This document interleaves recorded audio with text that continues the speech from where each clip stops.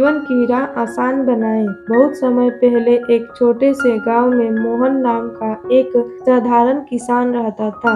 उसकी जिंदगी कठिनाइयों से भरी हुई थी। कभी फसल अच्छी नहीं होती तो कभी उसे किसी न किसी बीमारी का सामना करना पड़ता। हर दिन उसके लिए एक नई चुनौती लेकर आता था।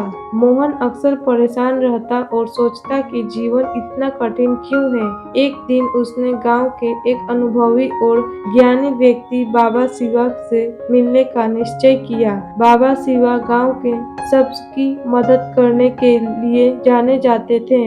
मोहन ने बाबा से अपनी कठिनाइयों के बारे में बताया और उनसे पूछा, बाबा जीवन इतना कठिन क्यों है? इसे आसान कैसे बनाया जा सकता है? बाबा शिवा मुस्कुराए और बोले, पुत्र जीवन की राह कठिन लगती है क्योंकि हम उसे कठिन बना देते हैं। यदि हम अपने दृष्टिकोण को बदल लें तो जीवन की राह आसान हो सकती है। मोहन समझ नहीं पाया और फिर पूछा, बाबा मैं कुछ समझा नहीं, कृपया मुझे समझाएं। बाबा ने मोहन को एक छोटा सा काम दिया।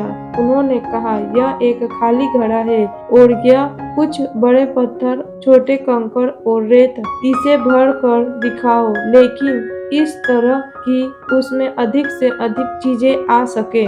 मोहन ने सोचा और सबसे पहले उसमें घड़े में रेत डाल दी, फिर छोटे कंकड़ और अंत में बड़े पत्थर, परंतु घड़ा जल्द ही भर गया और उसमें अधिक जगह नहीं बची। बाबा ने मोहन को रोकते हुए कहा, इसमें दोबारा करो, पर इस बार मेरे निर्देशों के अनुसार। उस सबसे पहले बड़े पत्थर डालो, फिर छोटे कंकड़ और अंत में रेत।